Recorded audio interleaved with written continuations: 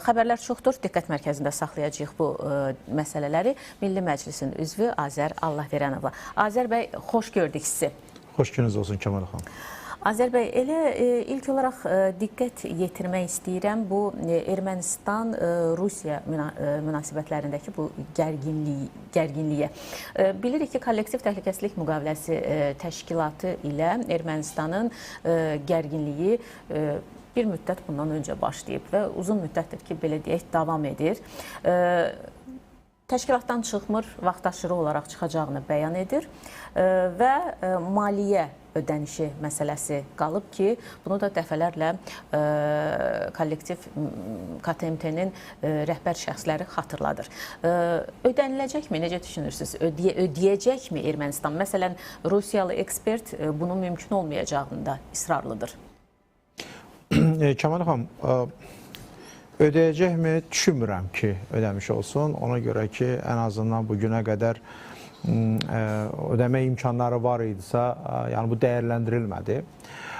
Və nəticə etibarilə biz ümumiyyətlə Ermənistanın istər KTMT üzvlük məsələsində, istərsə də digər maliyyə öhdəlikləri olan məsələlərdə davranışına diqqət yetirsə, görərik ki, bunlar heç də elə rahat şəkildə üzərinə düşən vəsaiti ödəməkdə elə də meyilli deyirlər. Yəni, hökumət olaraq, yəni Ermənistanda belə bir yanaşma var. Özdə bu günün, dünənin yanaşması deyil, bu tarixən buna bənzər hadisələr olubdur və hətta elə Rusiyanın özündən də dəfələrlə Ermənistanın bu kimi davranışına dair tənqidi fikirlər səsləndirilib.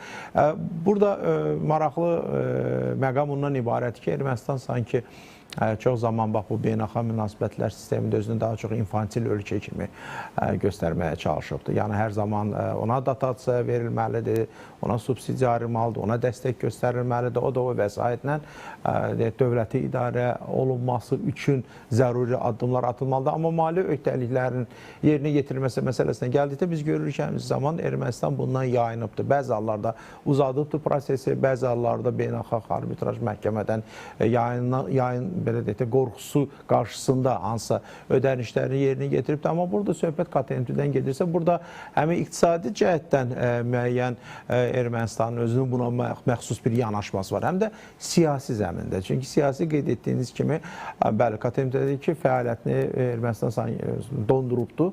Ermənistan oradan çıxmaq niyyətini hələlik açıqlamır. Hərçənd ki, biz bəzi hallarda xüsusilə də Vətəndaş Müqaviləsi Partiyasına yaxın olan və o partiyanın rəsmilərinin də dilindən buna bənzər bir fikirlər eşitmişik ki, çıxmaq lazımdır və s.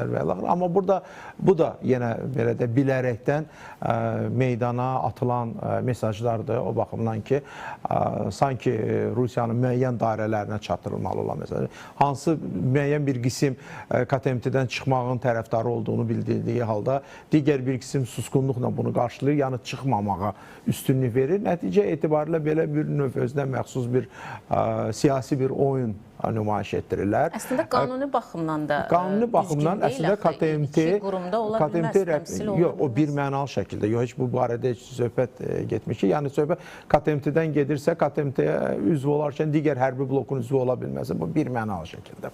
Biz eyni zamanda bunu Avrasiya İqtisadi İttifaqda da görürük də. Yəni Avrasiya İqtisadi İttifaqının üzvü olaraq deyə Avropa İttifaqının üzvü, təbii ki, bu nonsensdir. İndi hərçənd ki, Ermənistan hökuməti bunu bir gələcək hesablanmış bir stratejik kurs olaraq bildirir ki, Avropa İttifaqına üzvlük prosesinə biz start veririk. Bununla da bağlı qanun qəbul edirik. Bu da biraz, bunun da bir vaxt, bir xronometrajı yoxdur deyə konkret olaraq. Bu prosesin özünün xronometrajı. Bu 1 ilə mi baş verə bilər, 5 ilə mi, yoxsa 10 ilə mi? Hərçənd ki, biz bunu Avropa İttifaqına üzvlük məsələsində görürük. Bəzi dövlətlər 10 illiklər belə oranın üzvü olmur. Amma bəzi hallarda da kimsə bu fikri də dilə gətirə bilir ki, Avropa İttifaqı ola bilsin ki, siyasi prosesləri biraz sürətləndirmək üçün hansısa bir dövləti tez bir şəkildə, operativ qaydada Avropa İttifaqının üzvlüyünə daxil edə bilər. Amma bu, keçmiş Sovetlər İttifaqı respublikalarından mümkünsüz olan bir məsələdir. Maraqlıdır ki, bu daha çox mərkəzi Avropa ölkələrinə xasdır. Rusiya, Avrasiya İttifaqı da biz gördük ki, bu günlərdəki Avrasiya İttifaqından da belə bir açıqlama gəldi ki, gömrük rüsumları arta bilər, Rusiya göndərilən məhsullarda çıxarsa və hətta bu mərhələ bəs uzanarsa, bu gömrük rüsumlarının artması necə olacaq? Rusiya hansı addımlar atacaq? Orada çox maraqlı bir nüans nədən ibarətdir? Yəni bildiyiniz kimi Avrasiya İqtisadi İttifaqın son toplantısında konkret olaraq Paşinyan qarşısında bir öhdəlik müəyyən oldu. Hətta buna birgə imzalanmış bir bəyanat da oldu ki, hansı ki, bilavasitə ünvanlanır Ermənistan hökumətinə ki, yəni onlar referendum keçirməlidirlər. Və referendum bu bir öhdəlik olaraq bu bəyanat üzərindən Paşinyanın üzərinə qoyulan bir öhdəlik kimi də dəyərləndirilir. Və hətta konkret olaraq bildirilir ki, Paşinyan bununla bağlı konkret olaraq dekabr ayına qədər qərarını verməlidir. 2026-cı ilin dekabr ayına qədər. Söhbət Avrasiya İqtisadi İttifaqdan gedir. Və biz görürük ki, burada Avrasiya İqtisadi İttifaqda konkret olaraq Ermənistana qarşı bir həmrəylik var. Və şübhəsiz ki, bu həmrəyliyin gündəliyini də müəyyən edən Rusiya Federasiyası var və nəticə etibarilə bu məsələdə Rusiya çox israrlıdır. Yəni, yeri gəlmişkən gömrük məsələsini qeyd elədiniz. Əslində, misal üçün, fərdi qaydada ayrı-ayrı ölkələr hansısa bir sanksiyalar tətbiq eləyə bilər. Misal üçün, məhsulların girişinin qadağan olunması. Necə ki, indi Rusiya eləyir. Rusiya bazarında Ermənistan məhsullarının ixracı ilə bağlı İqtisadi təzyiq elementlərinin istifadə olunduğunu biz görürük və Avrasiya İqtisadi İttifaqın gömrük və digər məsələlərdə olan güzəştləri nəzərdə tutmaya biləcək bir iqtisadi bir təzyiq elementləridir. Yəni bunu iki dövlət arası münasibətlərdə bunu Rusiya rahat şəkildə tətbiq edə bilər, yer gəlmişkən digər dövlətlər də eləyə bilər. İndi bunlar eləyəcəklər, eləməyəcəklər, o başqa bir məsələ. Amma Avrasiya İqtisadi İttifaqın ən yüksək səviyyədə keçirilən toplantısında nəticə etibarilə Ermənistanın üzərinə belə bir öhdəlik qoyulub. İndi belə bir vəziyyətdə Ermənistan nə edəcəkdir? Biz gördük ki, Avropa İttifaqı bu prosesdə kifayət qədər fəallıq nümayiş etdirdi. Bazarını açdı. Bəli, bazarını açdı. Avropa Komissiyasının Ermənistana səfəri. Düzdür, hələlik ki, bunlar vədlər şəklində özünü göstərməkdədir. Misal üçün, konkret olaraq Ermənistandan ixrac olunan kənd təsərrüfatı məhsullarının rüsumsuz olaraq idxalına icazənin verilməsi, bu əslində çox böyük bir güzəştdir. Mən sizə deyim ki, yəni sırf iqtisadi nöqteyi nəzərdə məsələyə yanaşdıqda, bu şübhəsiz ki, Ermənistan kənd təsərrüfat məhsullarının Avropa bazarlarında rəqabətə dözümlülüyünü daha da artıran və hətta bəzi proseslərdə daha üstün mövqeyə malik olmasını gətirib çıxardan bir yanaşmadır. Rusiya burada sıxdıqca müəyyən məsələlərdə Ermənistanı, Avropada orada yaşıl işıq yandırır. Çünki bir qədər öncə səsləndirdiyim xəbərdə də deyilirdi ki, Nikol Paşinyan Moskvaya getdi, baş nazirlə görüşdü, amma Vladimir Putinlə görüş baş tutmadı. Hərçənd ki, söz verirdi ki, bu məhsullarla bağlı problemləri tez bir zamanda aradan qaldıracaq. Ümumiyyətlə, bu Yekaterinburqda keçirilən beynəlxalq görüşdəki görüşlər adətən ölkə başçısıyla keçirilmir. Yəni, keçən səfərdə eyni ilə biz gördük ki, Rusiya Federasiyasının baş naziri ilə görüş oldu. Amma prezidenti ilə olmadı. Format bir qədər fərqlidir. Amma burada söhbət baş nazir və ya prezident bu fərq etməz. Bu ölkənin mövqeyini sərgiləyən bir yanaşmanı biz görürük və bu yanaşma nədən ibarətdir? Bəli, Paşinyan getdi, Yekaterinburqda müəyyən danışıqlar apardı. İndi hərçənd ki, sizin mətndə o erməni ekspertinə istinadən belə bir informasiya getdi ki, müəyyən bir razılaşmalar var və Ermənistan cəmiyyəti narahatdır ki, bu razılaşmalardan mən düşünmürəm ki, burada hansısa bir razılaşmalar olubdur. Burada düşünürəm ki, burada saatların əqrəblərinin tutuşdurulması cəhdi olubdur. Bu da son olaraq, belə deyək də, yekun nəticəyə gəlinməyibdir bu məsələdə. Bu da nə ilə bağlıdır? Avropa İttifaqı ilə Ermənistan arasında olan münasibətlərin intensivləşməsi üzərindən baş verən bir prosesdir. Çünki Yekaterinburq səfəri baş verir Ursula von der Leyenin səfərindən sonra.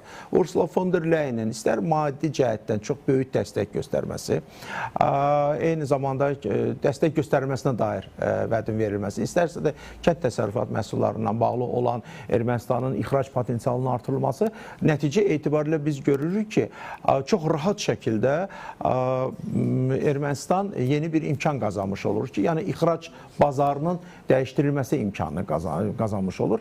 Əslində bunun üzərindən də çox ciddi müzakirələr aparılıbdır, amma nəzərə alsaq ki, Ermənistanın kənd təsərrüfat məhsulları və digər məsələlər o siyasi müstəvidə olan məsələlərlə, yəni gündəmdə olan məsələlərlə müqayisədə elə də tutarlı bir, güclü bir təsir etmə rıçağına malikdir. Çünki KTMT-dəki fəaliyyət, Avrasiya İqtisadi İttifaqındakı olan fəaliyyət bu artıq daha geniş çevrəni və ölkənin xarici siyasət kursunu müəyyənləşdirən bir məsələdir. Və bir tərəfdən də Avropa İttifaqı məsələsi gündəmə gəlirsə, təbii ki, Rusiyanın da və müəyyən siyasi dairələrini çox ciddi şəkildə narahat edən, hətta müəyyən mənada da Ermənistan üzərinə təzyiqlərin artırılmasını dilə gətirən şəxslərin məsələmin siyasi mərkəzlərdə təmsil olunduğunu biz görürük və onların sayı getdikcə artır.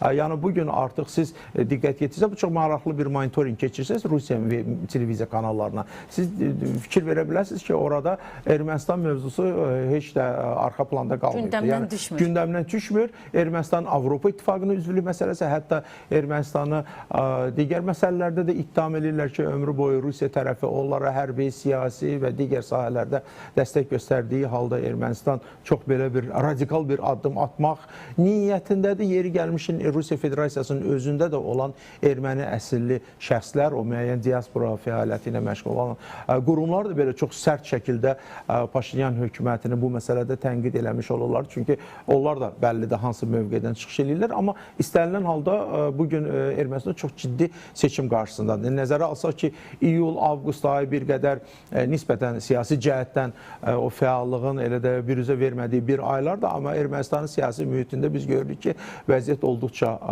qızğındır və çox gərgin bir müstəvidə davam etməkdədir. Baxmayaraq buna Paşinyan da məzuniyyətdədir. Paşinyan da məzuniyyətdədir. İndi müəyyən gəzintilərə də çıxır səyahətdə. Amma bir digər tərəfdən də hökumətin formalaşdırılması məsələsi var və bugün də çox ciddi siyasi rəqabət məhz bu müstəvidə də özünü göstərməkdədir. Düzdür, parlamentə vətəndaş müqaviləsi 64 mandat qazanmaqla nəticə etibarilə orada da bir qeyri-müəyyənlik var. Müəyyənlik varsa da, yəni artıq bu istənilən halda vətəndaş müqaviləsinin xeyrinə olan bir vəziyyətin yarandığını biz görürük. Nəticə etibarilə bugün Mərkəzi Seçki Komissiyası mandatları təhvil verməklə artıq parlament öz işinə başlayır və nəticə etibarilə də Paşinyanın növbəti atacağı addım hökumətin formalaşdırılması ilə bağlı ola bilər addımdır və yeri gəlmişkən Rusiyada keçirdiyi görüş zamanı hətta mən təxmin edə bilərəm ki, bu məsələ ilə də bağlı müzakirələr aparılır. Ola bilər hökumətdə müəyyən qüvvələrin təmsil olunması, misal üçün Samvel Karapetyana yaxın olan şəxslərin hökumətdə təmsil olunması məsələsində böyük ehtimalla deyə bilərəm ki, Rusiyanın müəyyən biznes dairələri Paşinyan qarşısında qaldırıbdır. Xəbər gəldi, Ter-Petrosyan parlamentdə təmsil olunacaq. Robert Koçaryan imtina etdiyi bir halda. Bəli. Çox maraqlı bir gedişlər baş verir. Yox, əslində Ter-Petrosyan burada balans funksiyasını daha çox oynamağa çalışır. Çünki biz zaman-zaman biz görürük ki, Robert Koçaryanla Paşinyan arasında Ter-Petrosyan hər zaman müəyyən o erməni xalqının bir siyasi həyatında çoxdan təmsil olunmuş bir şəxs qismində özünün keçmiş təcrübəsinə əsaslanaraq bir növ tərəflər arasında sülhü yaratmağa cəhd edir. Müəyyən mənada hətta deyərdim ki, buna da nail olubdur. Çünki Robert Koçaryanın biz etiraz hərəkatında son aylar ərzində bir qədər zəifləmə gördük və ola bilər ki, bu zəifləmə bilavasitə elə Ter-Petrosyanın iştirakı ilə baş vermişdi. Hərçənd ki, düzdür, orada da müəyyən küskülər var idi. Çünki Robert Koçaryan istədiyi kimi Ter-Petrosyandan dəstək almadı. Hətta Ter-Petrosyanı çalışdılar ki, o Baqratın hərəkəti var idi, o keşikçinin hərəkatına da qoşsunlar və buna da nail olmadılar. Çünki Ter-Petrosyan çalışdı müəyyən mənada özünün o birinci prezident statusunu bir növ qoruyub saxlamaqla tərəflər arasında da bir növ balans yaratmağa cəhd elədi və burada da ehtimal olunur ki, parlamentdəki olan o vəziyyətin də ən azından o deyək də gərgin müstəvidə keçməsin, daha konstruktiv olsun, dialoqa daha açıq fraksiyalar arasında bir müstəvi yaradılsın. Bu baxımdan Tel-Petrosyan bir növ erməni xalqının ağsaqqalı funksiyasını burada özlərinə götürə bilər. Hətta dolayısıyla yolla hətta bu öhdəlik onun üzərinə də qoyulub. Yeri gəlmişkən Tel-Petrosyanın Rusiya ilə də çox sıx əlaqələri var. İndi nə dərəcədə Paşinyan buna gedərsə, parlamentə təmsil olunacaq. Deməli, hardasa təbii, nələrsə o baxımdan mən düşünürəm ki, hələ biz Paşinyanın növbəti gözlənilməz addım gözləyə bilərik. Ən azından o parlamentin sonraki mərhələdə və hökumətin bütövlükdə formalaşdırılmasında. Aha, amma digər namizədlərdə də biz görürük ki, hardasa kimlər dikbaşlıq eləyir, belə deyək, kimlər koalisiyada yer tutursa, Alen Simonyan kimi məsəl üçün demək istəyirsiniz, hansı ki çalışırdı ki... Qara siyahıdadılar. Aydındır. Təşəkkürümü bildirirəm, minnətdaram. Suallarımı ətraflı cavablandırdınız və bir daha xatırladım ki, studiyamızın qonağı Milli Məclisin üzvü Azər Allahverənov idi. Gündəmdən isə bu saata bu qədər. İmkan olsa görüşərik.